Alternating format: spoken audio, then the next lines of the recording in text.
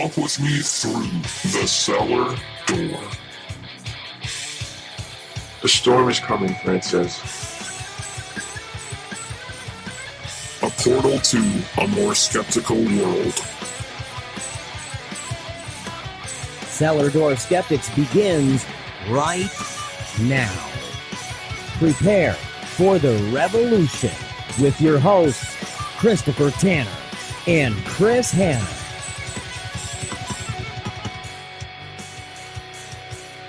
And we have the celebratory shot. Celebratory? Got an A in there? Celebratory. Ha ha ha. It's like It's you're good. back from a It is. vacation. It is. It's like I'm back from a vacation. It's good to be back. It's good to be back. We have a wonderful show planned for you. Our episode 45. And I don't want to be too serious tonight, but we're going to have to be a little bit serious because that's just the way things work. So welcome back to Cellar Door Skeptics Podcast. And we did take a little bit of a break. We did a seance, I think, here about 2 weeks ago, Hannah, on a Sunday night about, I don't know, midnight. We summoned a couple of demons. I disappeared for a week, and now I'm back. All I know is when we recorded, we were pretty ripped. That last shortling, I was mumbling and stuttering. We can't do the 2 episodes in one night. I just can't. You just can't drink so much. You just can't hold your liquor, Hannah. That's all it is. I can't. I'm just a little baby, I guess. I don't really know. I blame working every day and not partying in college. That's... Well, good. We're glad to be back, and I didn't get to talk for 2 weeks, so my wife had to listen to me rant and rave for about 2 weeks. You weren't even really online either, and so we took a kind of a sabbatical from the show a little bit. We pre-recorded the show, and now we're back, and we're actually looking forward to because this is what episode, Hannah? I think it's 45. Come on, I said it earlier. Yeah. Pay attention to our recording. Oh, come on. I didn't have to count for it. Yeah. So 5 more weeks, and we're going to hit our 1-year anniversary. It'll be our 50th episode. No, that's what threw me off. I saw the 50, and so I was like, that can't be this week. So if there's something you guys and girls want to hear on our 50th episode, make sure you let us know. We would love to hear from everybody.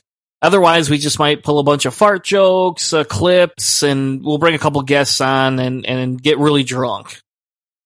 This is different. Crickets. But no, in all seriousness, go over to our website, send us an email at cellardoorskeptics@gmail.com. Let us know what you want to hear for the 50th anniversary show that we're going to do. And we'll probably do a live show that day. You're going to have to come over on a Tuesday, Hannah. Your wife's not going to like it, but we're going to have to come over on a Tuesday. Yeah, we'll have to line up the moon, stars, and all of our chi and shit. Yeah. So how have you been, Hannah? We haven't talked. Like I said, we haven't talked really in over a week and a half. What have you been doing? I've been adding time at work, which is insane already, but I've been trying to put in more time, and we picked up a new customer, trying to keep everybody happy. And then also I wanted to try to take a whole day off today and work on my house. And then the in-laws showed up, cut my day in half. And then I tried as best I could, as much done, but it's really just been a rat race for me trying to pin everything in. I didn't have the vacay like you did. I'm sure you relaxed. Margaritas on the beach. There were no there was no alcohol on the beach. It was actually very fun, but it was not relaxing. You almost need two weeks vacation, right? Yeah. And it almost seems like you take your 1 week, you do a bunch of shit, and then you do nothing for a whole week. That's what it should amazing. Be. Well, if you in Europe, so it's funny in manufacturing. And now we're getting on a tangent, but in manufacturing, Europe takes a 2-week break every year, same time. All manufacturing plants shut down. So Steelcase, that's why I took my vacation around this time, is because Steelcase was gearing up for a European shutdown, and there was just nothing to do as much as what there will be starting in a week. So I got 1 more week reprieve before Europe fires back up, and then we're kind of going to get slammed. But that's the funny thing. In Europe, they give people mandatory time off. It's like a government thing for anybody working in manufacturing. Well, yeah, that's one of the things they talk about for mandatory maternity, paternity leave, and corporations in Europe. I mean, these are regular things. In America, we don't quite do that. So you got a global corporation, you can get some of those benefits. One of the companies that I do a lot of work for, they're a global corporation, and they take a week off for Christmas. They take a week off for the 4th of July. They have these nice, whole corporate shutdowns. And small business wise, the taxes and everything is so intense. I can't quite do that yet. So hopefully I can grow up and enjoy a little bit with the company growth. But I got to battle for every dollar right now. Yeah. And Steelcase doesn't get the time off. We just can take it at this time and nobody chastises us because there's just nothing to do. That's the difference. We don't get paid for it. Like, I had to use my vacation time. It wasn't like a mandatory, everybody in my company got off. So they're still running and paying, but there's nothing to do? Well, no, there is stuff to do. Okay, there is stuff to do, but it's not like, so if we normally would need 30 people, we only really need 20 to get by and 25 to make everything good.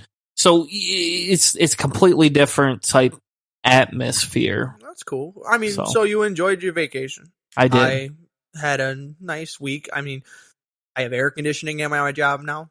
That made it a little bit better. My wife and daughter didn't get just killed by the tornado that ripped through Grand Rapids that's true. yesterday. I mean, I don't know. It went right over my shop. It tore a bunch of trees and houses and flipped over cars.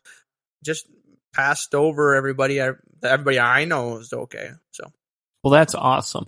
And for all those listening to this, we really do hope that everybody in Grand Rapids is okay. If you are struggling and you need help with anything, please send me an email at cellardoorskeptics@gmail.com, or if you want to reach out to see if I'm Michigan, I could get you in touch with resources if there is any issues or there's a need for food or anything in the Grand Rapids area. So if your life was taken or ruined by a tornado that happened this weekend, please make sure you get a hold of me because I do have contacts and there is some resources that can be funneled around if there is a need.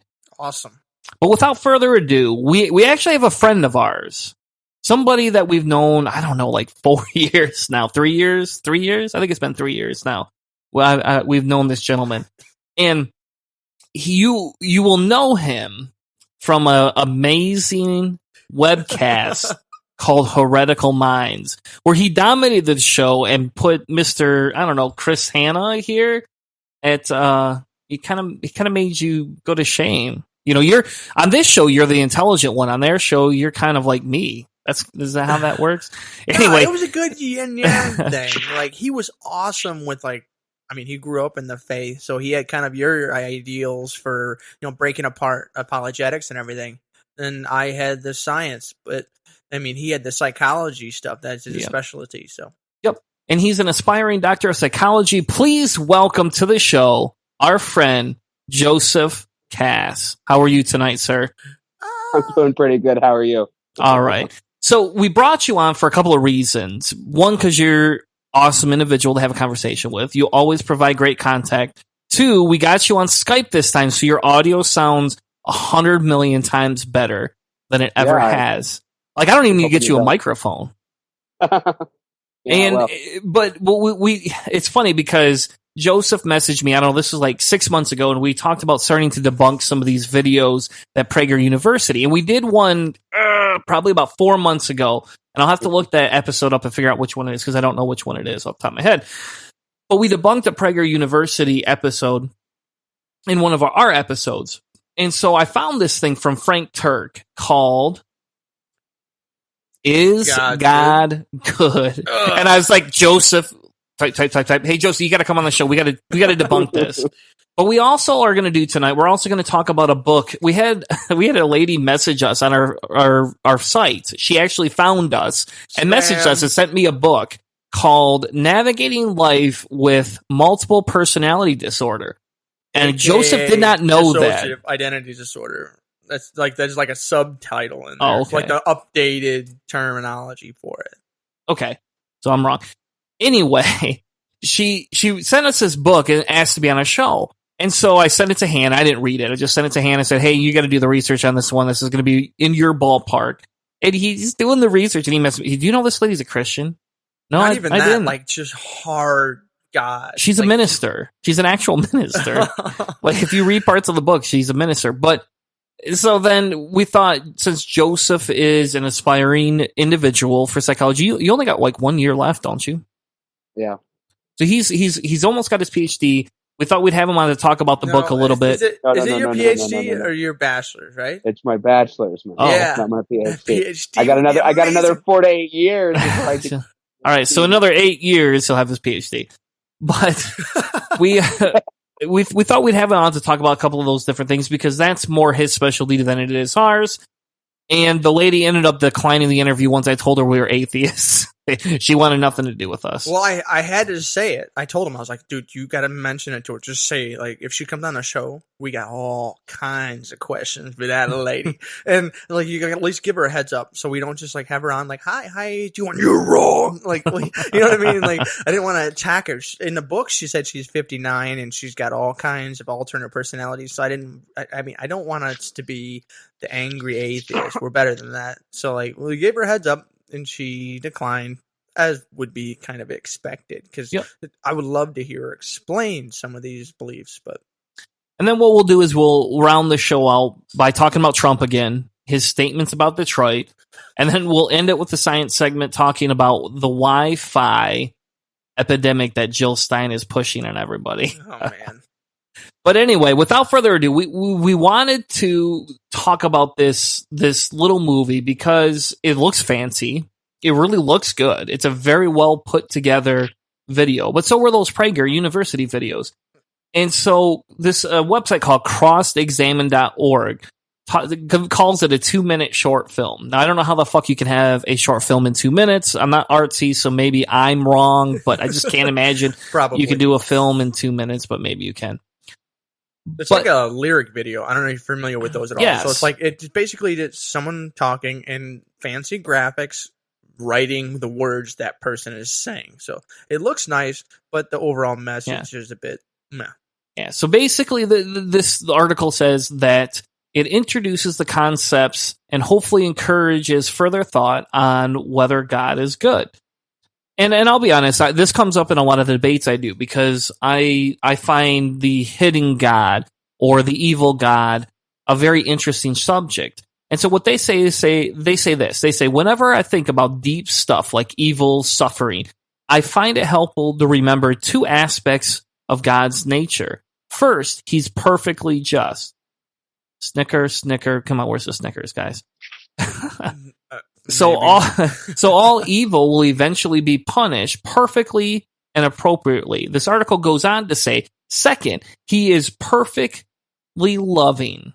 Thus, God extends himself sacrificially to forgive those who do evil and provide an escape from punishment.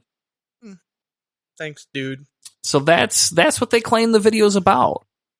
Okay, so Joseph, let's get you just feels. What kind of feels did this thing give you?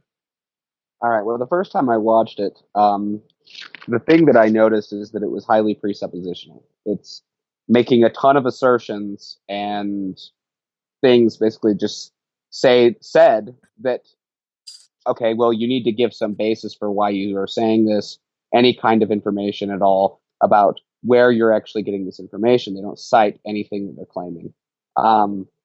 But furthermore, they also try to kind of skate over several of the long-time claims of religion, which have been a part of these conversations and these arguments for a really long time. And while I'm really pleased to discover that arguments and anything written pretty much before the modern era doesn't really count, which is what they seem to be saying,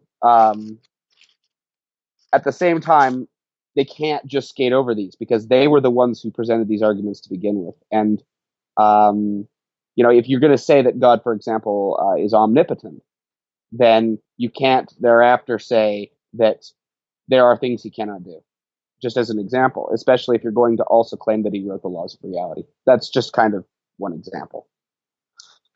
Fair enough. Yeah. So just so everybody knows who Frank Turek is. So I didn't know this. I just discovered this about 30 seconds ago while you were talking, Joseph. So this is amazing. So I know who Frank Turek is because he wrote the book, I Don't Have Enough Faith to Be an Atheist. And I actually think it would be fun, Joseph, if once a month we actually covered that book. We should go chapter to chapter in that book. I actually own that book. Yeah. And we could go Okay, chapter cool. to chapter through that book. I think that would be fun. Yeah. But anyway, so as I go to his bio page, because I was like, hey, maybe nobody else knows who Frank Turek is. Maybe anybody listening, because we do a lot of politics. We don't focus on religion as much. But some of this just kind of comes back. The website where I got this video from was called crossexamine.org. And in that field, guess who he is? He's the president of that website. Oh, yeah? So no wonder they're talking so good about him. Anyway. But anyway, Frank Turek is supposedly a doctor, and he's a dynamic speaker and the award-winning author of I Don't Have Enough Faith to Wait a Be minute. an Atheist. He has a master's in apologetics? Maybe. You can get that from George Washington University, I guess. That's what it said right at the bottom there. Yep.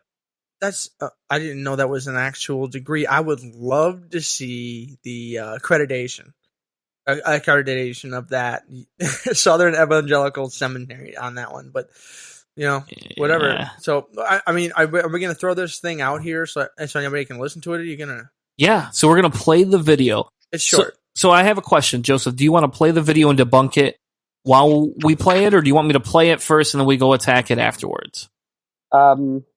Let's play it first, then attack it afterwards. But before we do, you should also know that the great Christopher Hitchens once debated against Frank Turek. Oh yeah. If you like what we talk about here, check that video out. It's really badass.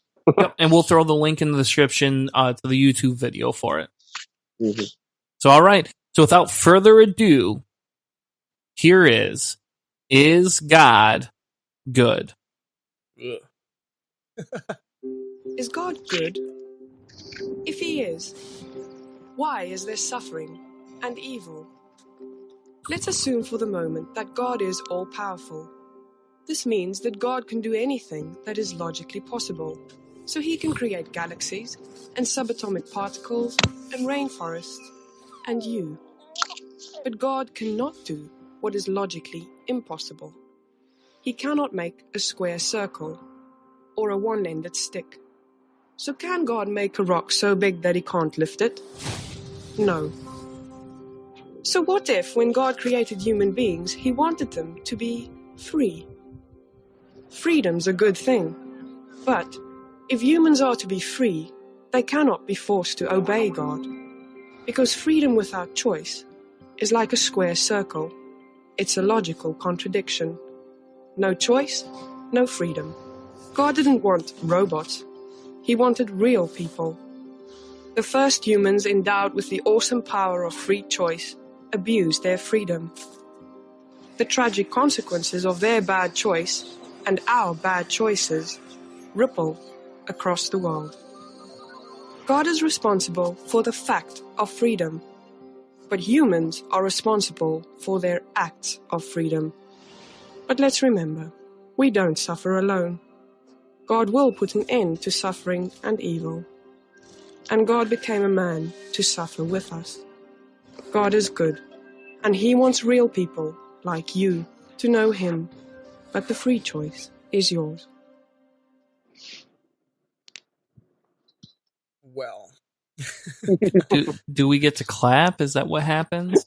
No, the best part, after they're done playing that video, if you watch it, the next video is from a guy named Underlings, and it says, "Is God evil?" And it's a great 21-minute video. I watched this video. I listened to it in my car on the way here, and then I watched the summary that summarizes in 21 minutes this multiple part video of all of his explanations as to why God's evil. So I highly recommend checking that out. That'll probably have some of my arguments. So Joseph, as the guest, we got to give you the first crack at this. Okay.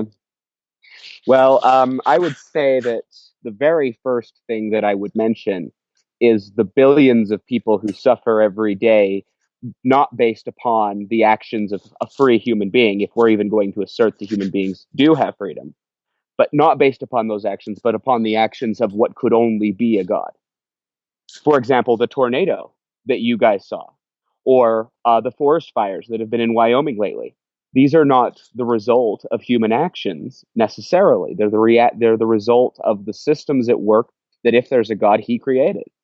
So but you have to start with that. This video doesn't cover any of the suffering of any of the people in the world who suffer based upon what could only be God to blame. Well, how was it God?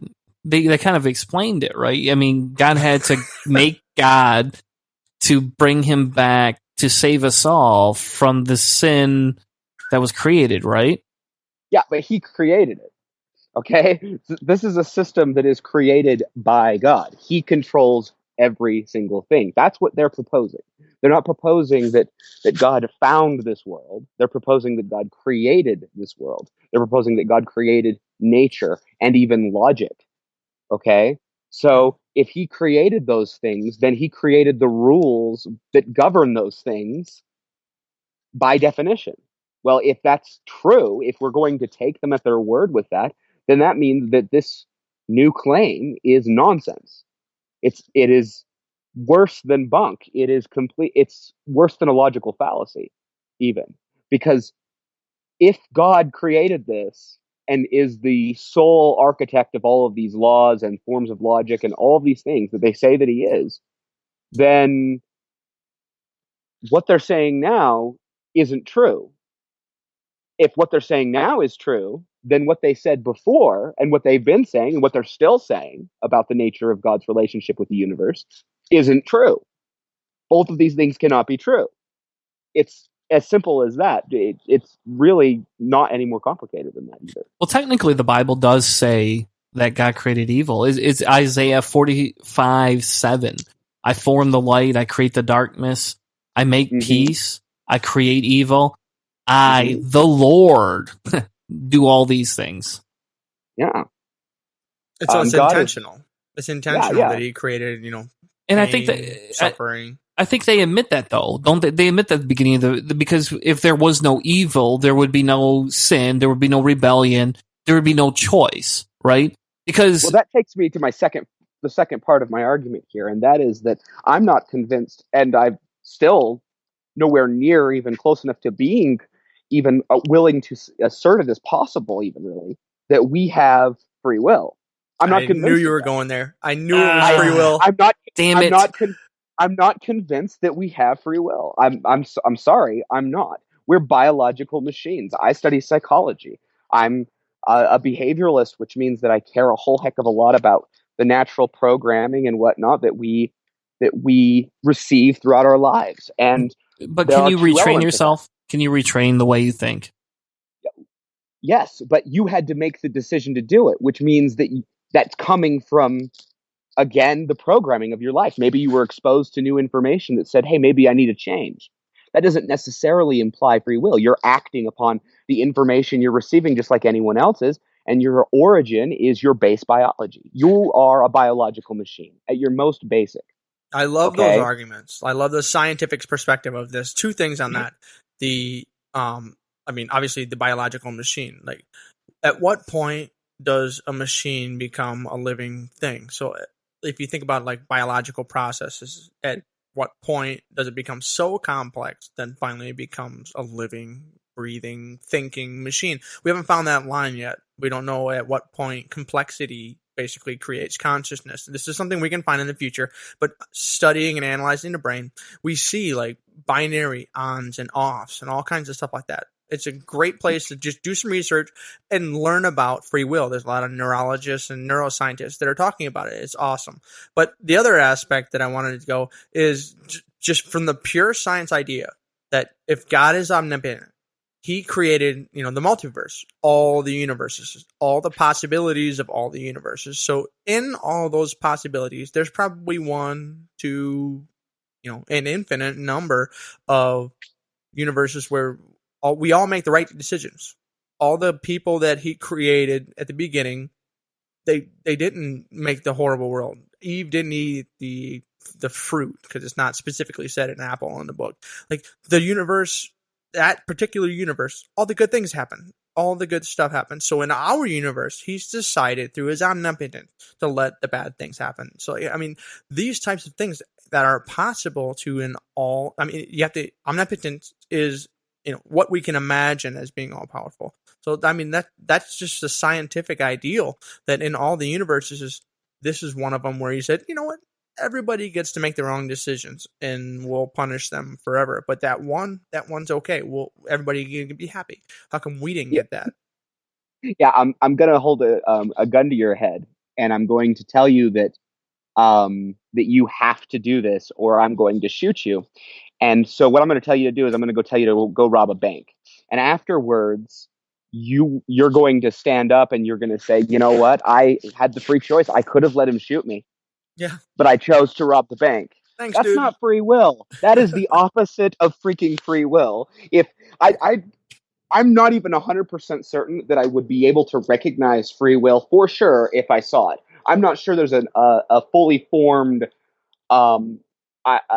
definition for what that even means. But what I can tell you is it isn't do this or you're going to be tortured. Yeah. That is not free will. Well, I Okay. usually ask the same thing. What is God? The definition of God isn't even very defined. Yeah. That is, well, yeah, I would agree with that. But this is not only not free will, but it's actually an insult to the very idea. It's one of those things that any Hitchenite, any follower of the great Christopher Hitchens would know immediately when they saw it. This is shackles that you wear that causes you to do and say and think certain things. It's the abnegation. It's the complete antithesis of that idea. It is in no way associated with freedom. It is the opposite in every respect. What did he call it? The divine theocracy? He had a name for it. Yeah, it was he liked to use the phrase divine North Korea. Yeah, that's what it was. But it was dictatorship is the way he defined it. It was the origin of dictatorship, the first idea of dictatorship. And it's the shackle that we wear around our brain. Beyond that, this video is pushing for an idea that is completely ludicrous. A Dark Matter 2525 did a video about it. It's a scientist. He makes a robot, and he gives the robots all free will. And then he starts destroying the robots for not worshiping him. Yeah. It's great video. Dark Matter 2525 is a genius in a lot of the stuff that he's made. But, this is not a concept, or this is not a theology, that even presents something that is a plausible form of free will by anyone's standards. We've had, if someone holds a gun to your head and tells you to do this or I'm going to kill you, then that person is responsible for the things you're doing. Well, yeah. Okay. So hold on though. But hold on. I'm gonna interrupt because Christians don't see it like that, right? Christians don't see it as the gun to the head. Christians don't see it as this is specifically the way it has to be, and if you don't do this, you're going to burn eternally. They see those things as being in place before God came to save them. And so even if God's responsible for that, they don't see it in that same manner. In that article that we looked at, it says, you might realize that God's relentless love is what you've been searching for all your life. It's like this. A gentleman doesn't force a woman to marry him. He becomes vulnerable. He expresses his love to her by words and actions. Then he asks her to make a decision. Will you marry me?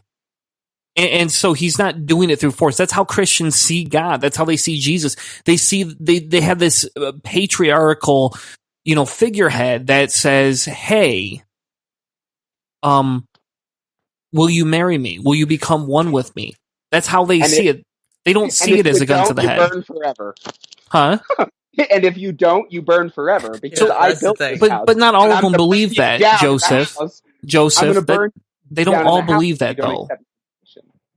Well, that's one of the arguments that they put forth for why he's not good, because if you look at the number of people, it depends on what denomination you're looking at. It's like, okay, well, if you do these things and you do this and you live like this, you get to go to heaven.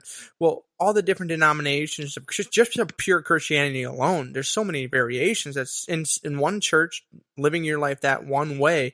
In a bunch of other ones, that's not good enough. That's not good enough. You're going to hell too. And then add up all the other religions. I mean, the number of people that are going to be saved is really small, depending on what way you believe. So free will created all those things. It's a pretty bad number. I mean, probability speaking, like of people, the total number of your subjects that you love eternally that are actually going to get saved. Okay, and I'll grant you that, right? I can grant you that, but I think we're moving down a bunny trail in this. And I'm saying is you have to go back to the original statement. Joseph, you're claiming a lot of this is a fear-based thing, and I don't disagree with some of that. You know, I have to play the what did it hit you? I have to Devil's play advocate. Yeah, I have to play that a little bit here. Just otherwise, it would be boring if we all fucking agreed. But you know, because I don't agree 100% with what you're saying in the aspect that all of this is 100% fear-based. I think there's a complexity to this. And I think there's no question that there's absolutely no question whatsoever that most believers purport to experiencing some kind of universal love, or and they come to this out of love, and they think that there's love to be received. I think you're absolutely right about that. However, there is another train to that, another side to that, which is that every single religion in the world kind of reports that. You know, you come to us and you get love. You come to us and you get peace. You come to us and it's this.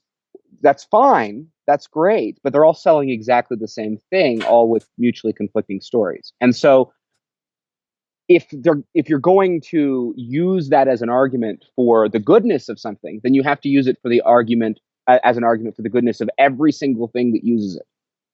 Until you find one that is unique in some respect in that way, I have yet to find one. Well, they would claim that Christianity is unique. I mean, there's a lot of different things that they would claim to be unique, and now we're going to get into extreme apologetics. And I'm afraid we don't have that much time. Yeah, it's fine. We would have to turn the whole episode into this, and we could probably. Although Muslims would claim, in fairness, Muslims would claim that Islam is unique as well. So you're right. Again, that's not unique. It's not unique because it's exactly this. Yes, we're different than everyone else, but we're not at all different than anyone else, and that's really the secret, I think.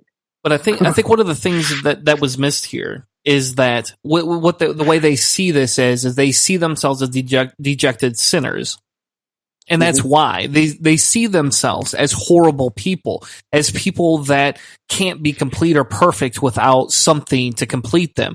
They're like a drug addict almost, you know, that except for the drug addict was fine before they became a drug addict. You know, they started using, and their predisposition to that type of stuff ruined their lives, right? These people believe that their lives were automatically ruined, and that by marrying them, that's the best way to get out of, you know, their eternal suffering, if you want to call it that, or they're downgraded, so they're downgraded into it. So I think that's the one key here that's missed. In that video tries to put a positive spin on it. That's why I don't like it personally. It's again, I have to return to the great Christopher Hitchens by saying that it is the combination of the abject attitude with solipsism, which is you are a terrible, horrible, rotten, evil sinner whose birth confirms the original sin for which you were conceived. But don't worry, because the universe was made with you in mind and God loves you. And so by combining those two things together, you create the shackle. That is the shackle right there.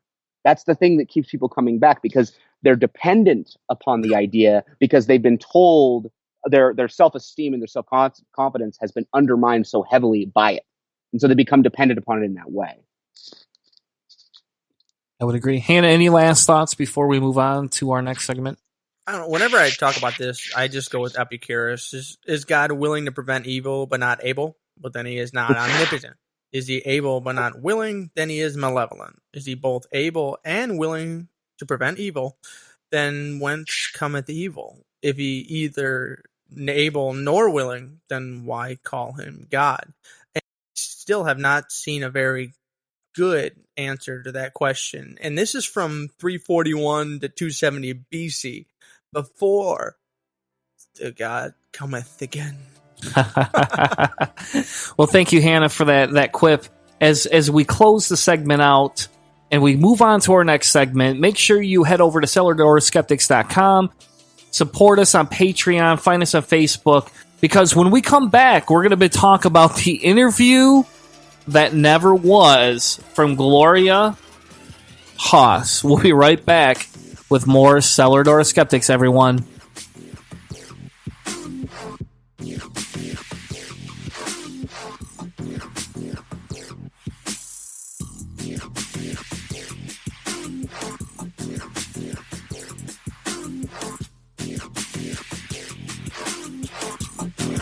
This is Ishmael Brown, the HNIC from the Angry Black Rant podcast, and you're listening to the Cellar Door Skeptics. Hi, my name's Callie. And I'm Ari.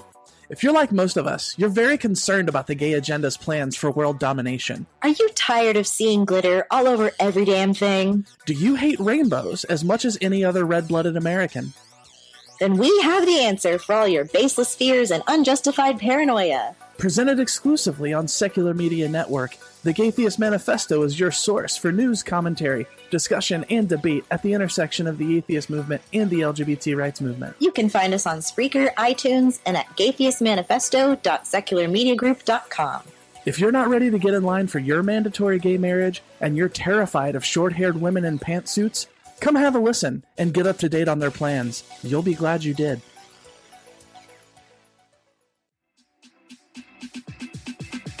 Like what you're hearing? Check out more Cellar Door Skeptics every week right here on Spreaker and iTunes. Make sure you come back and check out new episodes with your hosts, Christopher Tanner and Chris Hanna. And always, remember, prepare for the revolution. This is Trav Ramon, host of the By Any Means podcast, and you're listening to Cellar Door Skeptics. Prepare for the revolution. We have cookies.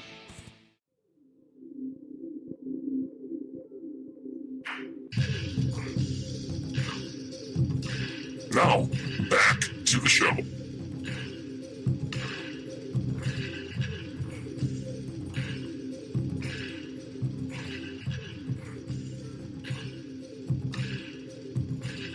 Haha, everybody, welcome back to Cellar Door Skeptics. Thank you so much for sticking around. We'll do that quick commercial break. And remember, the best way to support us is to subscribe on iTunes, give us a rating, anything to tell other people whether you like or hate us. Hopefully you like us. If not, we'll blame Joseph because, he's our guest for the night. As long as he sticks around, that Wyoming internet ain't be very successful. So we decided we were going to do this review, and I'll be honest, I had a little bit of hesitation. It'll be short. It'll be short, but I had a little bit of hesitation in this after you talked to me, Hannah, a little bit about this. So about 2-3 weeks ago, I had this lady named Gloria message me in the email. She was like, "Hey, by the way, we've got a new book I want to promote, hoping I could come on your show and talk about it." And it's about multiple personality disorder, or whatever the new name is for it. And I was very excited, I'll be honest with you. We've never done that. We want to be inclusive. We want to talk about these things. And hey, this person's already written a book. They saved us all the research, right? Yeah. So I told her, hey, sure. And she's like, can I send you a copy of my book? And I was like, yeah, go ahead. Go ahead and send it over. And we'll read it a little bit and schedule a date. Well, with the vacations and my laziness, and I don't have time to read like Hannah does, so I just sent him the book. I don't. I sent him the book, and I was like, "Hey, go ahead and read this, and let me know what you think." Because I have so much time. I was standing in front of a machine while I was working and reading this thing, like just on my phone in 5-minute bursts, just trying to cram it in because I knew you weren't going to read it. It's not that I wouldn't read it. And if you had been like, hey, this is really interesting, but usually you do more of that side of the show, and you're better at that. That fits your personality better. And so you also messaged me and you're like, hey, do you know who this person is? It's like, nah, they just randomly emailed me. and you're like, hey, you might want to call her or email her and tell her that we're an atheist podcast. It's like, why? And she's like, well, I think her book's Christian and based on a Christian point of view. Oh, and by the way, they talk about stuff that we've made fun of on the show and debunked before. So you might want to tell her before you bring her on, because I don't think we're going to agree with her show, with her take on things. Well, this is the line. Okay. This is the very specific part when I stopped reading and I messaged you. She said, after 5 weeks of therapy, I felt a strong desire well up inside of me and a voice, which I believe was God, to say to me, share your story. There are people out there who need to know there is hope and treatment. And as soon as I read that, I had to stop. I just stopped and asked you, okay, did you ask this woman anything?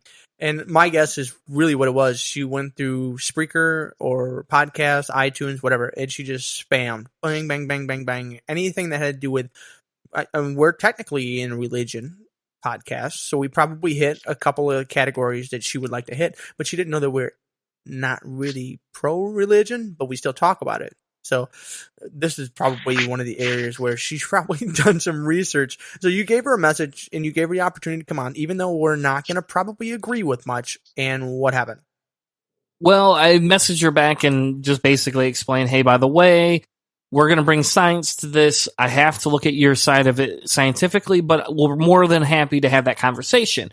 And by the way, we're both atheists, because we're not technically an atheist podcast. We're not. We're not. We just both happen to be atheists. You're a little bit more of a pseudoscience atheist, I would call it. You kind of believe in the happiness of Christianity there. And I'm more of an anti-theist. I'm more of an anti-theist. And after I kind of told her that, she just was like, hey, I don't think that my book's for your show. I'm very sorry. I'm going to resend my interview. Thank you for having this conversation before you had me on air. Yeah. And I'll be honest, we would have been nice. Yeah, I would have been nice. I'm not an asshole. You're the asshole of the group here. Really. Yeah. You just said you're an anti-theist. Like you just said you're anti her belief system. I'm at least like, okay, I don't think you're right. And science maybe will one day tell us. But no, either way, like we would have been nice. We wouldn't have been like, you're an idiot, you suck. But I mean, really, in the end, we would have asked questions that there would have been no easy answer for her. She would have had a hard time. And then we probably would have said, well, we think, acupuncture and those kinds of things are ridiculous. And, there's all kinds of scientific experiments where people are asked about, placebo effects and stuff. Those things are real. And so, I mean, in the end, with her interview, it would have been probably eventually combative because she probably would have responded to our questions with a little bit of anger. Because most people that aren't used to explaining these types of things, the really difficult questions about belief, will probably result to anger because it's the easiest thing and the fastest way to get an explanation. Yeah. So Hannah, why don't you go ahead and set the book up for us? Go ahead and give us a little bit of an intro, what the book's about, and all those things. All right. Well, it just, in the end, the very beginning, it just starts off with a series of seizures and things that she had problems with. So she's trying to figure out what the hell is going on. And it slowly explains some of her really, there's no joke. This woman has provided everything is true. I have no way to confirm, but she has had like a life. Molestation, rape, a lot of really bad relationships with men. She's in the book. The age that I remember her actually saying, she was 59. So she's been around for a while. It's nice that I can say that. But she goes through the neurological issues. She has a bunch of seizures and problems along those lines. And she tries to figure out what's going on. She talks to different neurologists, all kinds of different tests, and eventually she comes to the conclusion through psychologists and psychotherapists and analysts, and they basically say that it is multiple personality disorder, and a secondary explanation, a dissociative disorder, and dissociative identity disorder. And this is the kind of thing that when we think of like the classical schizophrenia, there's 30 people in my head. And so immediately I was like, I immediately am just skeptical of this. This isn't something, because this, like, as Joseph was talking with us a little bit, this is a big deal. Like, these things are not like, oh yeah, just some lady has all those. So I was like, wow, this is holy crap. This is confirmed. This is real. Well, and that's what drew me to her explanation of the book. She said she had like 13 different personalities that she lived with. And for me, that was interesting, right? Well, yeah. I mean, it is initially interesting. She talks about how there's this thing where they are consumed by like her main personality. Like, so like she'll have an alter, they call it. And eventually, sometimes they just get consumed by the main. And so they become assumed into the whole, and so they're no longer there. If you're familiar with, there was a movie with John Cusack, and that's basically the whole concept. Is there's a person with a whole bunch of personalities, and they had this scenario, and it kills off a bunch of them, and the one left becomes the main. It's a really cool story, but like the whole idea of this, like there's alters and these other people. We're talking with a friend of ours, actually one of my co-hosts from Heretical Minds, David Teachout, and he talked about like a lot of the terminology, the things that she says. This is old stuff. This is dated stuff. And so we're going to ask Joseph, obviously, if he knows anything about whether or not that's weird. But just my personal initial thoughts, just like, okay, wow, there's all kinds of different people and minds and explanations for activities and behaviors. And I was like, okay, I'm initially skeptical of that. And then she starts talking about like pseudoscience, acupuncture, helping her find her base and even out with stuff. And that's when I was like, okay, we really need to look at what this person thinks is real science or not, and where she's getting her advice from. Like, are these therapists or psychotherapists or whoever, are they part of church programs? Because she mentions that multiple times that her assistance and that her help was coming from church groups. So how valid is their science in this diagnosis that we're getting here? Yeah. Well, when I was blogging for you guys, for Hannah here, he was my boss. He was my editor, actually. And I didn't do as many of those as I had hoped I would. But one of the first ones that I ever wrote was called A Good Reason to Be Skeptical. And it was about schizophrenia, specifically. If we accept this diagnosis is accurate, and you've given no reason why we shouldn't, that does not make her word on the subject of, especially regarding her experiences, at all credible. Okay? That's first and foremost very important. That's the reason you call it a reason to be skeptical. Mm-hmm.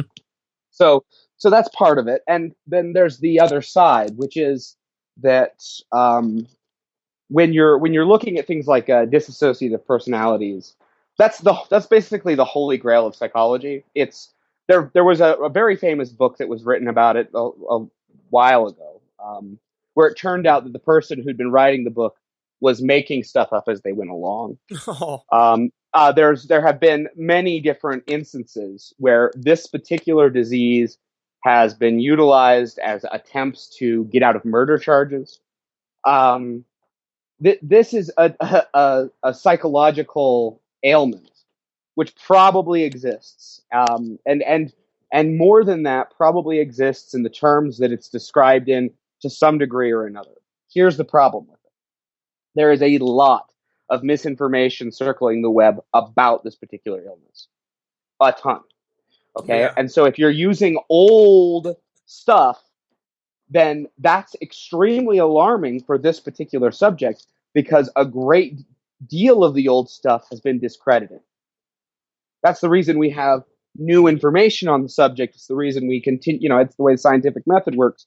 If I was using my only source for the tracking of the planets in the solar system was Newton, you guys would have reason to be you would have reason to be alarmed, because we've made progress since Newton. Understand? And so You're That's part right. of it. So how many people? How about this?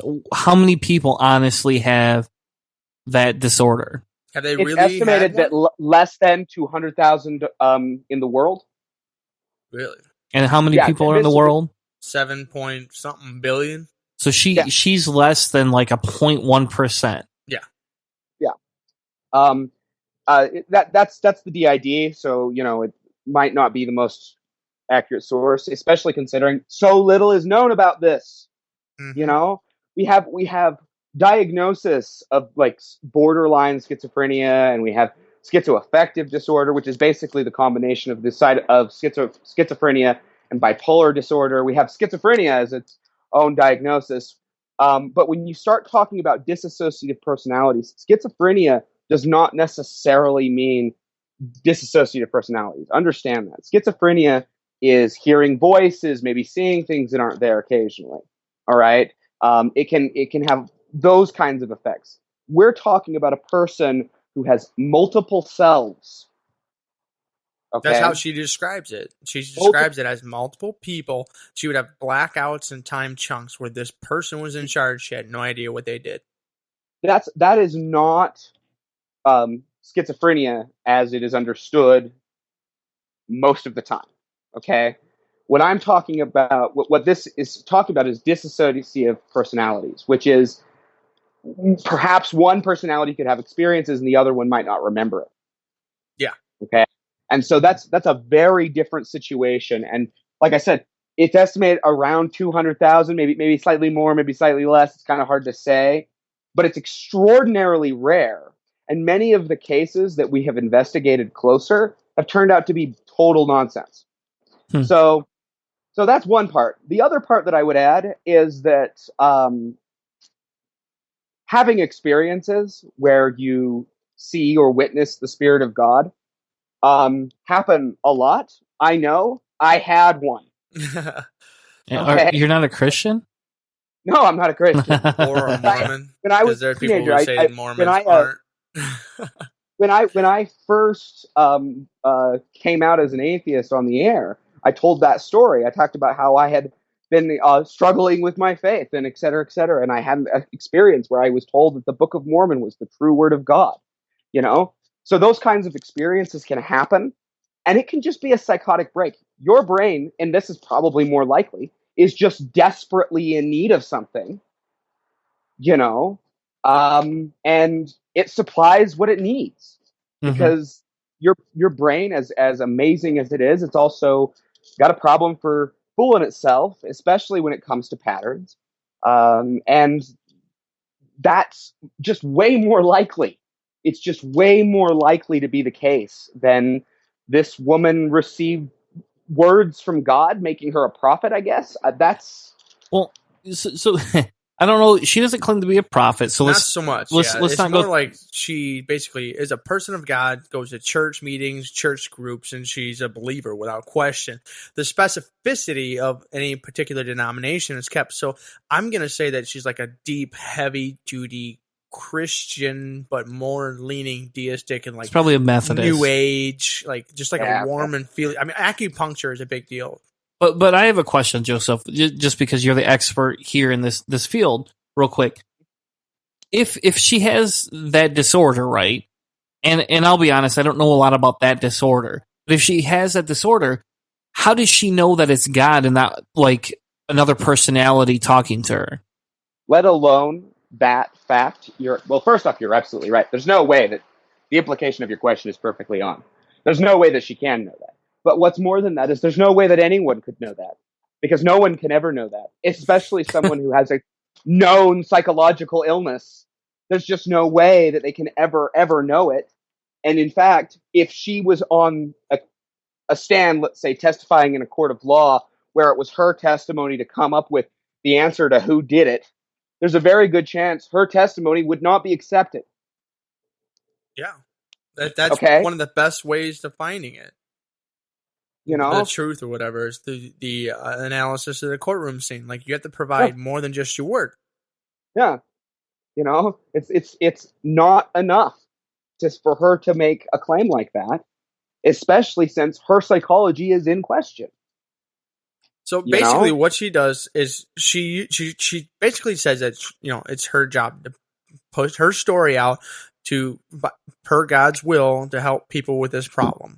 And my question immediately, the question I would have asked her is, okay, so an atheist who has this problem, who's experiencing the exact same symptoms you are, if they went through this whole process and found the same solutions you did using the same science, psychology, and psychotherapy and anything like that, if they found the same comfort, control, and got it under control, just like you did, to be a wellness coach like you are, what's the difference? If the solution and basically the end is the same, and your end has God attached, I see something that's unnecessary and add it on just willy-nilly. And so we can remove that through Occam's razor as an excessive and unnecessary thing.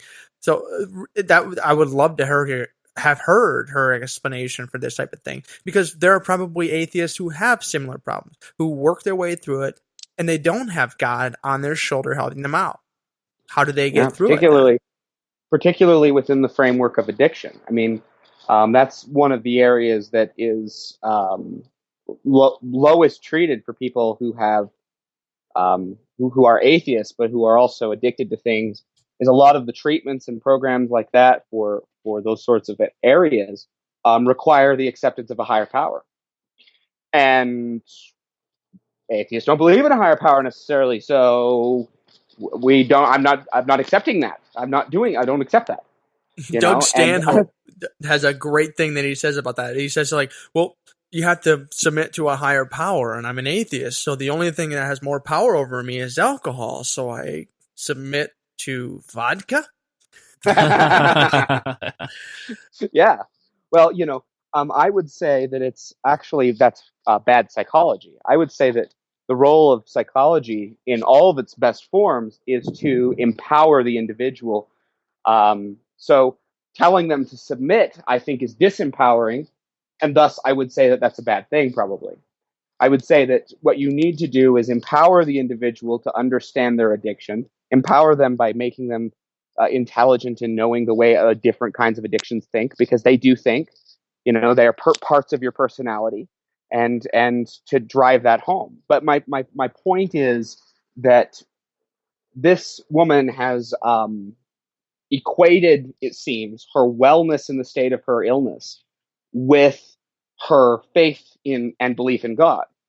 And I would inquire, as a result of that, as to how many people who believed in different gods or no gods have been able to come to exactly the same levels of treatment as Tana was pointing out. Who've been able to overcome the same exact problems, but without that little moment of clarity where God speaks to them, or being saved, or whatever you want to call it. And I'm sure that the number is high, and I bet you that her situation is absolutely no more likely than any of theirs. All right. So and I agree with you, and I want to be careful. I don't want to pick too much on her belief in God. Like, I agree with you, right? Like, it really isn't that heavy duty. Like, she just peppers it in there, like, kind of like, you know what? I want to go into the actual, diagnosis, let's say, of what that is. So if you had to help try and treat or diagnose somebody like that, what's like one of the first tests or one of the first things you would do? Well, when you're trying to treat or take care of someone with a psychological illness, there are kind of two approaches. Okay. And one of them tends to be more harmful than the other. The one that's more harmful is to deny the imaginary world, the psychological world that they've created. Okay. So you deny it to them. The other side to that is to not deny, but chemically alter and treat. So essentially, basically give them a lot of support and tell them you love them, and you surround them with loved ones, have them go through group and talk about their experiences, et cetera, et cetera, et cetera, without being combative and denying their ailment. I tend to lean towards the second rather than the first one, because in my experience, once you get someone combating against you, fighting against you, you can't treat them. There's absolutely nothing you can do. They are no longer in your reach because they don't trust you anymore. And so really what you would need to do is, at least as far as my understanding would be to develop trust with the person, be their friend, treat them with love and compassion. And from that perspective, it does make a degree of sense why someone would go into things like homeopathy and faith and areas of pseudosciences, because in those environments, absolute acceptance and lack of scrutiny are kind of mandatory. They have to be that way, otherwise those things won't survive. And so what ends up happening is she would probably feel a lot of love and support and continuing goodness as a result of being in those environments where she doesn't have to question. And that could be therapeutic to some degree. That's exactly where our David Teachout went with this scathing, incredibly simple analysis that it's a profoundly moving account of how belief runs our lives, picking and choosing information to make sense out of the at times incomprehensible. So, I mean, David Teachout's a friend of ours. He's been on the show before, and lifeweavings.com. You can check out his stuff. But I usually bounce these kinds of things off if I can't get a hold of Joseph. And in the end, like, this is the kind of thing that we're talking about here. It's like, this is a confirmation bias confirmation. This entire story is picking and choosing. And in the end, when we talk about, moving past like all of these things that are skeptical, as far as, acupuncture and pseudo whatever and old stuff that's been found to be wrong. She mentioned Sybil, which is a psychology thing that was David Teachout mentioned was actually found to be a false account of. But towards the end of her book, I want to move to the last third of it, and she talks about neuroplasticity exercises, and this is basically like changing the way you think. Chris talked about this. What was that? The RAS. Change your RAS. Yeah. So like it's like neuroplasticity is the idea of like basically changing the way you think, changing the way you move, changing the way your brain creates connections, and moving things around. Well, she jumps on this bandwagon hard, and neuroplasticity is a good idea. It is an effective way of changing certain things, but there's a limit to it. There's a limit to the amount of change you can make to your brain. And, these types of things, like people like Deepak Chopra would say that you can change everything. Well, there's a limit. And, type issues like this where you're having massive psychological issues, disorders, or whatever, don't try to fix it at home. Talk to a professional. Okay, that's the biggest thing about this whole book that I want to get to someone. If someone reads this and takes this like, wow, this is an account of exactly what I have. This is what I'm gonna do. No, talk to the best you can, a vetted, scientific, professional to find the proper solution for your problem. Because you can change things and adjust stuff, but you really need to make sure it's safe first. Silence. Yeah, you need to have, and you also need to have guidance while you're doing it. It's not just, the psychologist is not really supposed to tell you where you need to go. He's more of a Sherpa who helps you get where you want to go. Sure, I like that. Who guides you along this path towards whatever thing it is that you feel you need or feel you want for your happiness. A psychologist can treat you and get you where you need to go in that way. But a lot of the real problems that psychologists end up or dealing with is more helping the person figure out what it is they actually want, and helping them to be empowered as an individual, as a self. What do you want, Joseph? Happiness and reason. Yeah. Lots and lots of things. Many things I cannot have. Yeah. Which is, I think, just, the cross we all have to bear, to use the metaphor. But it's the thing that really concerns me about this is, like you said, this book is I'm sure in its way, a very inspirational book. She's a wellness coach. Like apparently she gets paid to help people work their way through issues. That's what it scares me, because I don't see a lot of consistency. I bet you she's to some extent very good at that job. but no more than the person who makes a living selling acupuncture or the person who sells homeopathic remedies. It's no more than that. Why is it not more than that? That's kind of the heart of what we wanted to talk about. Because it is that. because that's they're I mean that's the same thing. When it comes to science, it's all about what's been proven wrong and advancing based upon what's proven wrong. Okay, we know that this no longer is because we proved that it isn't, and so we slowly narrow the field for what actually works. And one thing we know for sure works is placebo, but only to small percentages and only within certain areas. And in fact, placebo actually disrupts the fact that placebo exists disrupts regular experiments. This is, I don't know, it just seems like they're advocating for an anomaly, which seems irresponsible. Seems irresponsible. That's the word I think I find best to use there. Okay.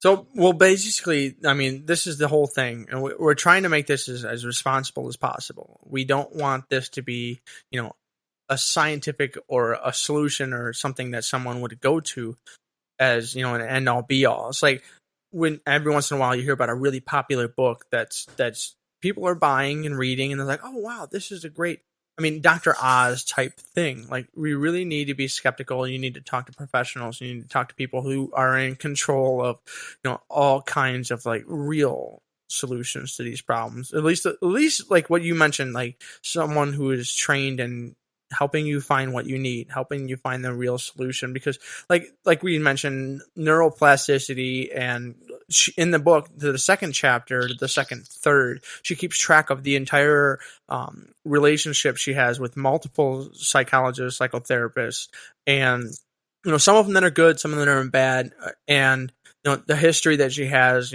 with her father and molestation and his relationship with the mother, like all these types of things that have been a really heavy duty thing on her life and changed what she experienced. But confirmation bias and confirming what you already want and expect is a dangerous thing. And this book is a very strong case of that, to me, at least. And so, like, when we look at types of things, like in one of the cases that really stand out to me is she had one personality that was incredibly promiscuous. Like, she would wake up in another man's bed, and like these types of things, like blame trading and like pushing this stuff away and responsibility. Like, I understand that that's a possibility, and according to the science, these are things that are happening. They're very rare, but if this is so rare, like, she would probably show up in like scientific cases, like, oh wow, this is a person who's really experiencing this. But it doesn't seem like she's been found by the scientific community saying, okay, well, this is a legitimate case. We're doing all kinds of case studies to try to learn more because it's so rare. But you got to be kind of careful about that kind of thing as well, because a lot of those case studies are purposefully anonymous. So I wouldn't assert that she has not been a part of a case study, because she may well have been, but had been anonymous at some point, or was subject 3-7 or whatever. You get what I'm saying. That said, there are 2 recognized treatments for this particular illness. One of them is, 3 of them, excuse me. There's psychotherapy, which is in what we talked about. That's getting professional help from an actual doctor. The next is medications, which again comes from an actual doctor. And then there's EMDR, which is basically it's an eye movement treatment, but again is performed by a doctor. Basically, the eye movement treatment, it basically they reprocess the way you do stuff. It's very interesting stuff. If you're ever interested, look it up. EMDR is what it's called. But my point is that that these treatments and the ways that they attack these illnesses are exactly as Hannah said. They come from the medical community and from the academic process and from the scientific method. And anytime you advocate for anything that is not within that, there is a danger that it has not been critically examined. And if it isn't critically examined, then it will probably at some point lead to you being victimized or tricked by placebo or by pattern formations and stuff like that. But I would go to the National Institute of Mental Health if it was me. Like if I was really concerned about what was going on in my situation, and I'd been hearing things, I've been seeing things, I've been having problems, or heaven forbid, if someone else noticed it and I didn't, I would hope that they would go to, the National Institute of Mental Health or to the American Psychological Association and find me an expert in the qualified fields that I need so that I can get the help that I need. And that does not seem to be what this book is advocating for. Well, that's kind of her whole purpose. She's a wellness coach. Like she's explaining her case, her experience, and she's moving on. And she's saying, well, my case is a good case to explain what you have dealt with and move you, be your coach. Like these are my experiences. I can help you find what you need. I really love what you mentioned there with the National Institute of Mental Health website. Take a look at it. NIMH.nih.gov. Check it out. It's awesome. Google will take you right there. But I mean, they have such a massive resource, and you can find all kinds of really good information to try to help you find what you need if you have any questions at all what's going on. Similarly, there's programs and stuff out there that'll direct you towards doctors in your area. You don't have to face these kind of illnesses alone. You don't have to face these kinds of situations alone. And I mean, there are stigmas against them, and that's one of the only real problems not the only real problems, but the biggest problems that people face is ignorance and stigma to do with them. Yeah. And I'll give you an example. Every single time there's a gun death or something that happens in the country, a whole plethora of people start talking about how we need more treatment for mental illness. But you know that like most of the murders that happen in our country are not performed by people who are mentally ill. Mentally ill people are actually less likely to kill you than regular people. So that's dumb. It's stupid. Mentally ill people can occasionally be aggressive and violent. And yes, there are certain illnesses that can happen that can cause people to go overboard in certain ways. But there's no reason for that kind of stigma because they're really, by and large, taken care of. At least in the respect of not being violent. Yeah. And if we had a little bit more from Bernie, right? If Bernie had gotten in, we put a little bit more money towards healthcare. Maybe we could help more people. Payer, whoa! So we got to get out of this segment. We're very sad Gloria decided not to join us, but we will post the links even to her book in case anybody wants to read it in the description. Joseph, do you have a few minutes to hang on and have a conversation with us about Trump, or do you got to get going? I got to get going, but it was nice to be on here. So cool. Well, thank you, everybody. We'll make sure we post any email addresses or links to Joseph's Twitter in the description so you can find him going forward. Thank you so much, Joseph, for joining us, and we look forward to having you next time. All right, see you later. And with that being said, we're going to take a quick commercial break because that's what we do, right, Hannah? We take commercial breaks, we refuel our drinks. I'd say we smoke a cigarette, but we don't do that. So, nope. But we'll be right back. We're going to talk about Trump, Detroit, all the BS he talked about in Detroit. And we'll be right back with more Cellar Door Skeptics.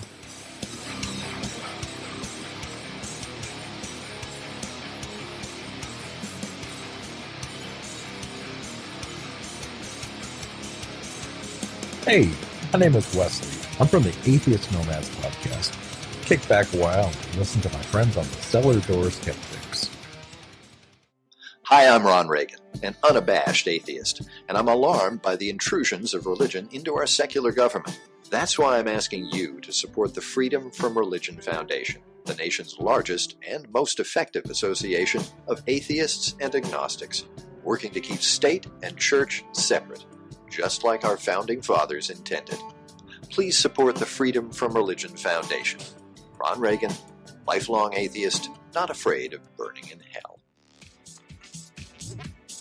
If you guys like what you're hearing on Cellar Door Skeptics, please consider sponsoring us on our Patreon page. Our goal at Cellar Door Skeptics is to help promote more science, skepticism, secularism, and humanism in the world. We want to create better content for our podcast and for you, the listener, all while trying to help promote local activism. We're going to strive to make better podcasts, and I'll tell you what, we're even going to contribute some of the proceeds to charity. So please join us over at Patreon.com/Cellar Door Skeptics to make sure that you sponsor us for as little as $1 an episode. Thank you guys so much, and prepare for the revolution. Hey, what's up? I'm Steve Hayes. And I'm Dave Curry. And we're from Prophetcast. And you're listening to Cellar Door Skeptics on the Fox News Network. They're not affiliated with Fox. Everyone's a Fox affiliate.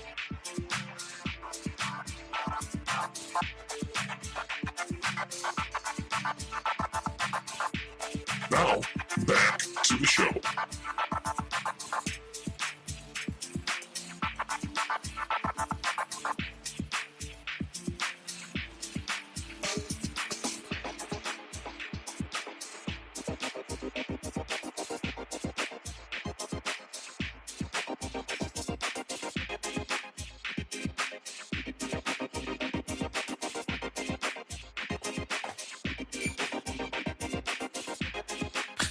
On the second visit to Michigan in less than 2 weeks, Republican presidential disaster Donald Trump on Friday blasted Democratic policies he said have destroyed Detroit and other urban centers and called for African Americans to support him, saying blacks cannot expect change otherwise.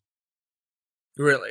But guess what? He was speaking to a predominantly white audience of about 6,000 people. It's a pretty small group of people. I mean, what was it? Bernie had like 24,000 people in Arizona. Yeah, no, these are whoa. But you know what? These are pretty low numbers. Like since the Sanders campaign closed house, we got 6,000, 3,000, 2,000. I mean, Clinton's campaign has been pretty small. The Trump things, they're a little bit higher in number, but like we've been seeing for some of the comedians recently, is like people are saying that they love the idea of a Trump campaign because it's the first time they can go to a white rally without a white power rally without all the guilt. Now, this is kind of what it seems like. So Trump is basically saying these things to a white crowd in Detroit, saying your schools are garbage, everything's garbage. So what? What do you have to lose? What do you have to lose? And the whole idea of that is just alarming, that he thinks that his campaign is the solution. So this basically was a rant and a post and a share that went viral on online. And I was like, you and I can easily riff off of this because, I mean, I don't need a whole lot of research to basically say that the Republican solution to all of these problems, to schools being garbage, to jobs being low, to, we have really bad minimum wage in this country. The Republican campaign, the Trump campaign, is not offering solutions to these problems. They're just saying, vote for me because everything sucks. Well, let's face it, you're probably not giving us the best answer to that problem, Mr. Trump. Are you sure? He might be. He might give us the best problem because his answer is, you live in poverty. Your schools, they're no good. Your jobs, you have none. What the hell do you have to lose? Yeah, that's the legitimate quotation. And so the question is, well, what's the national unemployment right now? It's been 5% since August of last year. Kentwood is under 2%. Is a little bit higher than that. But, I mean, we're talking about major metropolitan areas that are fighting unemployment. They have because, like, during the Industrial Revolution and during the 60s or 70s, because the 50s were like the massive super duper, because we basically were not attacked on our mainland during the World War, so we were the only manufacturing base left in the world that was sufficiently powerful enough to create just about everything. But we had this golden age. You think of the golden age of the 50s, and then in the 60s, you became self-aware, and the civil rights movement. The 70s, well, that wasn't really popular. And then in the 80s, we looked at, the Reaganomics, where American imperialism just took off. Well, I mean, this whole idea that the strength of the the strength of the urban area, the metropolitan cities that are dwindling and having problems. Well, the reason they were created was manufacturing. Well, worldwide trade parties or trade treaties and things like that. These are things that the Republicans are all a big fan of. We talked about the TPP 2 episodes ago, and most Republicans are still good fans of that. Just let capitalism run free stuff. Well, in what part of that does the minority classes in their city benefit from that? From their minimum wage competing against people in China and Singapore? Probably not. I mean, the schools, they're not going to get any extra funding from tax rebates to the richest people in the country. I don't see how that's going to help them. So I'm curious as to what the argument is that Trump's what he had to lose is going to give him. Well, let's look at his website, shall we? Little website searching GIF. Oh, there it is. Look. So this is what he's going to do. Tax reform. Statement 1. Simplify taxes for everyone and streamline deductions. We'll have the biggest tax reform since Reagan. All right, great. I'm glad you're saying that, but what are you going to do? So he's going to do this. He's going to lower taxes for everyone, making raising a family more affordable. You're going to lower taxes. What does that mean, though? He's going to reduce income tax dramatically. Again, what does that mean? That's like literally like me saying I'm going to eat some sort of a meat and I'm going to enjoy it. And it's like, I'm not going to tell you, I'm not going to eat a steak or a burger or pork chops, and I'm going to enjoy one of them. But we all know in reality, one of them is more enjoyable for me than the other one. So he's going to dramatically lower income tax. How? Oh, wait, the next point. Here's the one big point he's going to say. He's going to say, simplify income tax from 7 brackets to 3. Well, there you go. There's an actual statement of something he's going to do. So instead of allowing for 7 divisions that you could fall into, you're going to have 3 now. That doesn't make any sense why we do that. Then he goes on to say he's going to exclude child care expenses from taxation. Well, aren't those already excluded? I mean, you get rebates on them, right? As far as I know, yeah. Yeah, I get asked on my taxes, do I want rebates? So that's not anything new. Why would he say that? It makes no sense. Well, that's one of the arguments that, I mean, we look at, like, you're trying to reduce, the birth rate. You're trying to reduce unwanted pregnancies and that kind of stuff. I mean, there's a tax incentive for having children. That's just an argument that I've heard a few times. Like, I mean, you get more money back for having more children. Like, these are the types of things that were a necessity when the country was trying to grow. When we were looking at, booming baby boomers class, these types of things aren't really a necessity now. And so, I mean, this is something that we really don't need to include more of. But if you look back to like reducing the number of classes in the bracket, so like, okay, there's less groupings or whatever. Well, how is he going to distribute those groupings? We don't have that information. So like maybe one class is just going to be people who make more than $10 million a year. That doesn't help anybody. I mean, there was a video that came out not too long ago. It was, I mean, this is a crazy video too, but Jesse Ventura, Captain Craziness from the WWF, back before they incorporated it, he basically said, hey, we talk about minimum wage all the time. How about a maximum wage? Hey, you make $10 million a year. You know what? That's the cap. That's the limit. You don't get to make any more than that. Anything more than that, let's say it gets distributed to the people that you employ or whatever. Because, I mean, if you make that much money, you're probably owners of businesses and investments and stuff like that. Like, this is a conversation that's worth having, but this isn't something that Trump is going to benefit. But we can see this. pretty clearly. I was looking at the fiscaltimes.com, and these experts weighing in on Trump's tax plan, and they find it wanting. Basically, there's not enough information given. And the information that is given, we're looking at benefits for the richest people in the country. Trump's basic majority of his donor class, really. And, then obviously his messages or whatever are aimed to try to bring in people that are, at the Trump rallies. But I don't trust these plans that are going to basically be making it easy for unregulated, unfettered capitalism, which is kind of the idea. Well, the next point he says in there is he's going to limit taxation on businesses to 15% for every business. So they're not going to be able to tax more than 15%, right? Yeah, I get taxed way more than that with my company. Yeah. And so hold on. So what does that say? That says we're going to take money out of the economy. So out of the government. Government income. Yep. So let's look at, Trump's going to say your schools are no good. Well, what are schools funded on? Tax dollars. Yeah. Wait, you have no new jobs? How do you create new jobs? By providing tax incentives? Who's the biggest employer of people in the country? I don't know, the government? Yeah.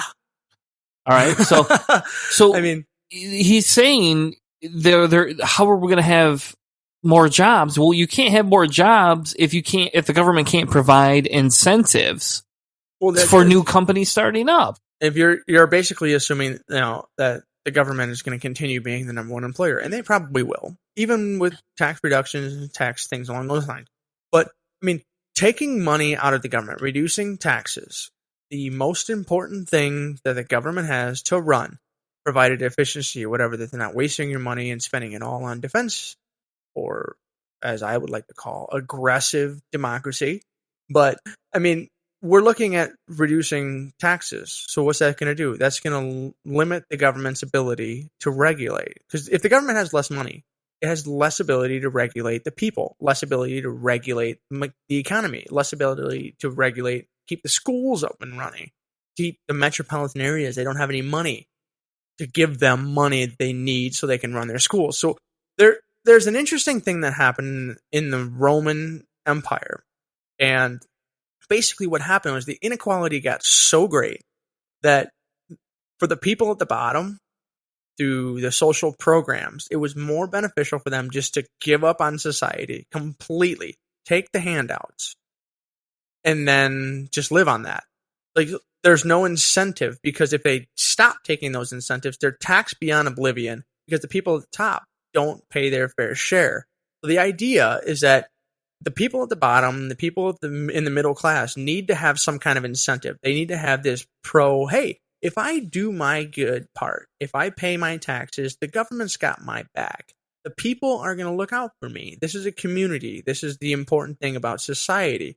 But we see that growing less and less apparent. And in the Roman Empire, that's one of the things that destroyed it, was the fact that there was absolutely no cohesion in the empire as it fell.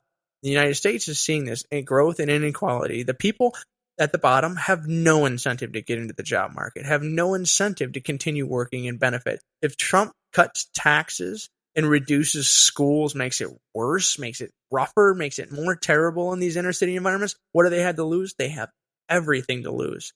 Like a social programming, a social president isn't going to cut these things. They're going to make these things grow. They're going to tax a little bit more, but they're going to tax more people at the top. But I would say probably more of a flat tax. People at the top would pay more than they currently do. And these types of things at least lead to some kind of progressive measures. Yeah, and some of the other stuff that he says is basically, he says some of his regulatory reforms is he's going to get rid of certain reforms, such as the Clean Power Plan, right? So he's going to say, yep, we don't want companies to invest in renewable energy anymore, because all it does is raise electricity rates. What are you talking about? They raise electricity rates because the billionaires at the top of these corporations can't make the billions. They can only make millions. Therefore, they raise money to make more money. Well, it's ridiculous. It's a monopoly. That's all the fuck it is. Investors can never take a drop in profit levels. So, like, the investors have to make their money back. They have to get it. And if profit doesn't increase because of the current rates, then they have to raise the rates. Otherwise, the people at the top don't get the same payout. They don't get to maintain their paycheck. Yeah. See, and I live in that environment, right? You know, like we report to somebody who reports to somebody, and then that person reports to somebody. That person sits in on a budget review that we present once a year at Steelcase, right? Yeah. And they said, okay, well, we want you to cut 5% of your costs. That was their one thing. And we're talking Steelcase is a multi-billion-dollar corporation that we hold less than, let's just say, $3 million worth of their pie. And they want us to cut 5% of the cost. All right. So we've gone out of our way to demonstrate that we're doing this. But not enough. Well, no, we've hit 10% cost reduction. We're working with less people, being more efficient. And they look at it, now they don't want to go to the meetings. They're like, oh, you hit your goal, good for you. Well, hold on. Don't you want to see all the amazing things we're doing and how we could save you even more money? Nah, we hit the numbers we need for our investors. We don't care about anything else. Yeah. Well, hold on a second. Like, you know, this and this and this, if these were fixed, this would make our job easier. We could cut another 5%. Well, we'll talk about it next month. But that's the same thing here. They're taking that immediate cost reduction and saying, look at this, look at here. Here's to your investors. Take this money. And it makes no sense because if they looked at the long term, if they looked at what could go into it, they could turn around and spend a little bit more money with us. We could help them improve a lot more. And in the long run, it would be beneficial. But instead, they're going to take the immediate cost savings because that's all they care about. One of the things that you have on the actual page right now is this is Donald J. Trump, because someone probably bought DonaldTrump.com and refused to give it to him, which is awesome, and more power to that person. But either way, it says that excessive regulation is going to be reduced. It's costing the country as much as $2 trillion a year, and we don't like it. Well, I posit this strange situation to you is, you know what an efficient country is good at? A country that doesn't have multiple layers of checks and balances and regulation and all this stuff that keeps it from moving quick. Those kinds of countries are really fast at removing your personal rights overnight. And Like they're Korea? really great at taking over entire cities with groups like these brown shirt dudes who are going to take over and police your city with morality that they declare is true and righteous. Well, efficient governments are dangerous. That's one of the reasons why we heard this checks and balance thing when this country was created, even though the Madisonian ideals were a little bit offish, because one of the ideals that Madison, the main creator of the Constitution, was they need to protect the minority of the opulent from the majority, essentially the beast that needs to be kept at bay, is that if the people were given the power, true democratic power, they would reach up and grab the people at the top, and they would disseminate their riches and their power amongst the people. It's a natural tendency. And so, like, the way this country was created, it's essentially still that way.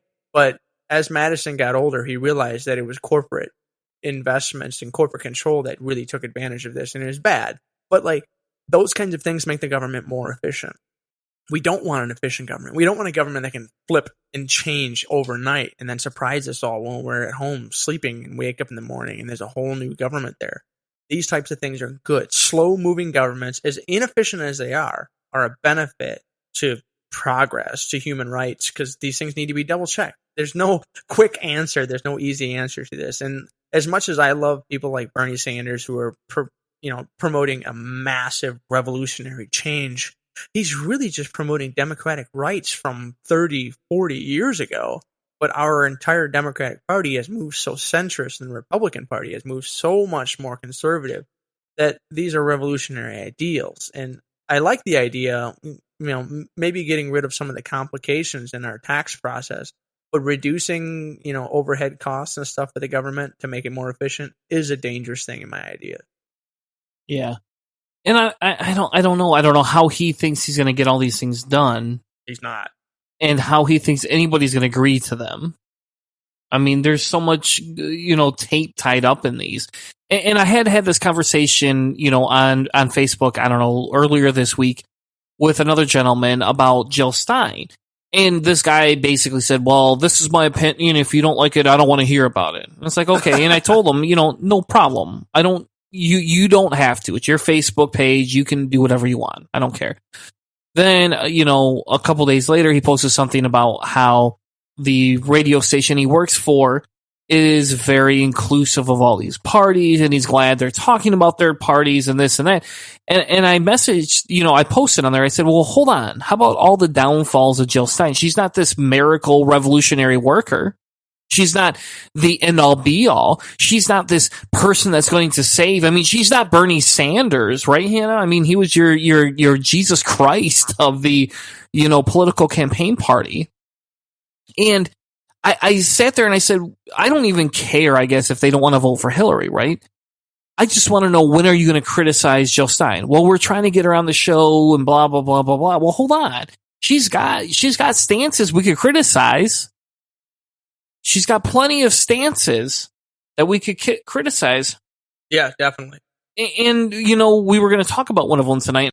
I think we're going to hold it for next week, to be honest with you. Because the Wi-Fi thing, I want to spend a good hour on the Wi-Fi thing. But Jill's got these stances. You could touch them, right? You could attack them. You could have conversations, but you can't agree with her on all these things. I mean, on GMO labeling? Seriously? You want to agree with her on her war stance? Yeah, I agree. Should we pull people out? Yeah.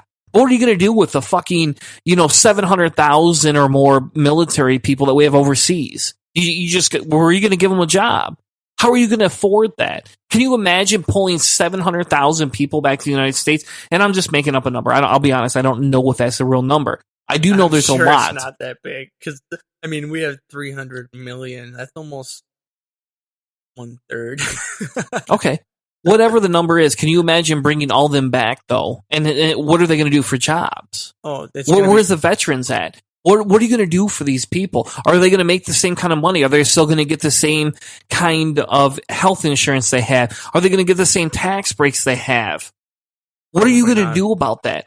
You can't just pull people out of a war zone and out of a military zone and bring them back and think that everything's going to be okay. And on top of that, think about it this way. What has America done over the last 100 years? We positioned ourselves as the basically fist of the world, right? Somebody does something that a lot of people don't like, we go beat the fuck out of them.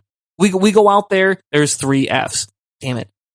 We go out there and we're the ones initiating the conflict. What happens when we disappear? Who's going to step up and do that? Do you think the UN's just going to step up and do that? No.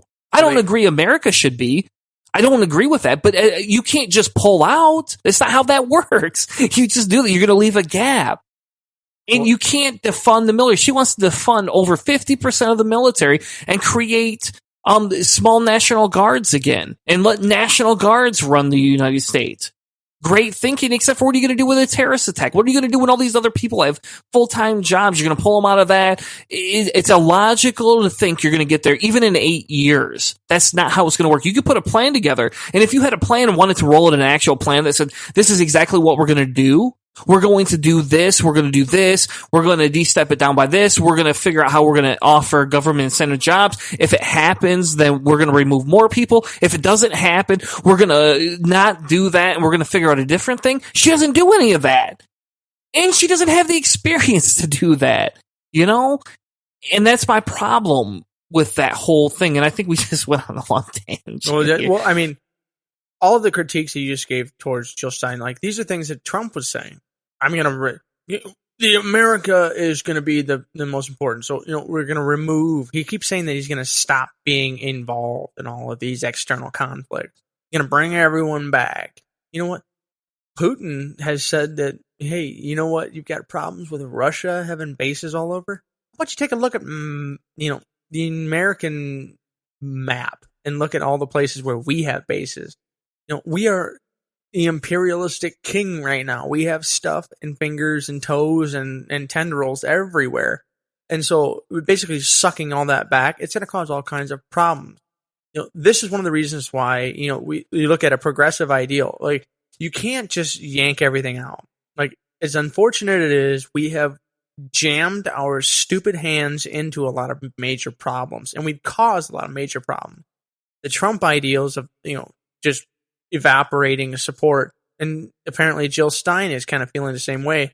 We need to let the UN do what it says. Like, we talked about this a little bit before, but like, the United States is really, we consider ourselves, I mean the American leadership, they consider the United States a rogue state where they don't have to listen to the World Court. They don't have to ratify UN resolutions. Like, we haven't ratified a resolution that says that children can't be put in prison, which is why we're the only industrialized nation in the world that will put children as young as like 11 in prison. Like, it's unnerving, the things that we haven't been able to ratify, because there's probably some weird legal jargon somewhere in there that would minimize our sovereignty, even though the rest of the world says, yeah, you know what, kids in prison, probably not a good idea. Either way, like, taking all this kind of stuff back out and just removing everything in the world and the problem that we have, we should get together with the rest of the world. The idea that the UN is going to fix everything, what is designed to do after the world wars, is try to stop world wars and imperialistic countries and countries jumping over. So hopefully, the US will be able to do something like that in the future. And obviously we can talk more about Jill Stein's Wi-Fi paranoia. Yeah, we could do that next week. We'll do that next week. Yeah. I promise the listener we do it this week, but we're going to hold that off to next week. We're already over our limit for the night. But to those that want to support Trump, to the fringe individuals who see the fringe, the acceleration of the third party, a positive influence, think about it this way. Trump's not offering solutions. He's not. He is a fringe candidate. He doesn't fit in the Republican norm. But he's not offering solutions. He's not telling you how he's going to do things. And the few things he has told you are illogically just impulsive, it almost feels like. Like, he just wants to say things and you believe him, and then he'll figure it out later. He'll throw his hands up, be like, fuck it, I'll just figure it out some other time, Hey, just support me because it'll be better. Anything's better than Obama. Anything's better than Hillary. That's all he's saying. He's not giving you real solutions. He's going to cut Common Core. Do you have a better solution than Common Core? You don't? Oh, okay. Like, I'm sorry. You want to cut Medicaid because you're going to get rid of illegals? How is that better for America? These people are already here. You want to get rid of 11 million people? Fuck you, dude. Get over it. You don't get it. But on that note, if you do support Trump, send us a message. We'll have you on. You want to debate us? I'll debate you all day long on why no atheist or skeptic should ever vote Trump. But that's all from Cellar Door Skeptics tonight, because we got to end it. We got to close. Hayden's got to go to bed because he's a little tired tonight and a little logical. But make sure you tune in next week for another amazing episode. Amazing of Cellar Door Skeptics. We'll see you next week, Tuesday. Have a good night, everyone. You've been listening to a presentation of Cellar Door Skeptics. Check us out on Spreaker, cellardoorskeptics.com.